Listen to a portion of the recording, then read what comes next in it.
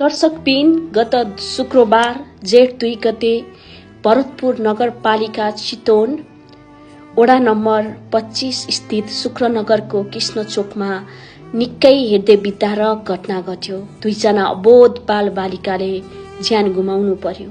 यो घटना कसरी घट्यो, ती दुईजना बाल बालिकाको ज्यान कसरी गयो, म सम्पूर्ण नालीबेली यो भिडियोमा भन्नेछु।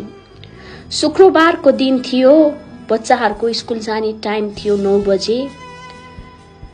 लीलाराज गिरी जो उमेरले 42 वर्षका थिए, उनी भूपू सैनिक पनि थिए। उनको घरमा उनी अनि उनको छोरी थिइन्। उनको श्रीमती भने छोरा रमेशको उपचारको लागि बिरामी भएर उनी चितवन मेडिकल कलेजमा थिइन्। घरमा बाउ छोरी मात्र थिए र लीलाका आफ्नै दाई दया गिरी पनि भाइको छोरा बिरामी भएकोले भेट्नको लागि चितवन मेडिकल कलेज पुगेका थिए।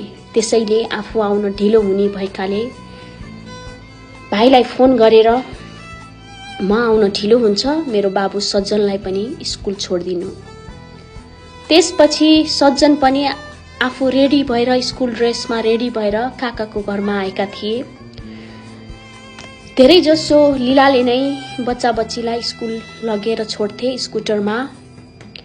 स्कुल घरबाट 300 मिटर टाढा थियो, मदरल्यान्ड बोर्डिङ स्कुल। एकाएक लीलालाई के सनक उठ्छ, उनले आफ्नो दाइको छोरा सज्जनलाई भुइँ तलामा घरभित्र एकाएक खुर्पा प्रहार गर्छन्। सज्जन रगताम्य भएर त्यही ढल्छन्।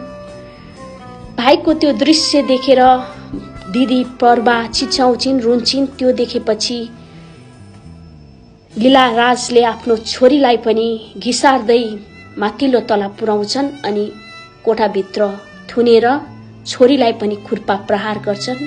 पर्वा पनि रगताम्य भएर ढल्छिन्।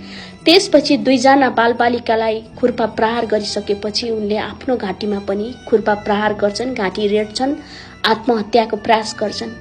बच्चा बच्ची चिच्याएको सुनिसकेपछि सज्जनकी आमा आफ्नो दियोरको घरतर्फ लाग्छिन्। त्यहाँ आउँदा आफ्नो छोरा रगताम्य भएर ढलेको देख्छिन्। उनी चिच्याउँछिन्, त्यो रगताम्य छोराको शरीर लिएर मेरो छोरा बचाइदिनुहोस्, हस्पिटल पुर्याइदिनुहोस् भन्दै रुँदै चिच्याउँछिन्। त्यो भिडियो अहिले सामाजिक सञ्जालमा निकै भाइरल छ। जो तैले त्यो भिडियो हेर्न सकिँदैन, मलाई त निकै गाह्रो भयो। म पनि बच्चाको आमा हो। निकै हृदय विदारक घटना थियो। दया आफ्नो भाइ लीलाको छोरा भेट्न गएका थिइन्।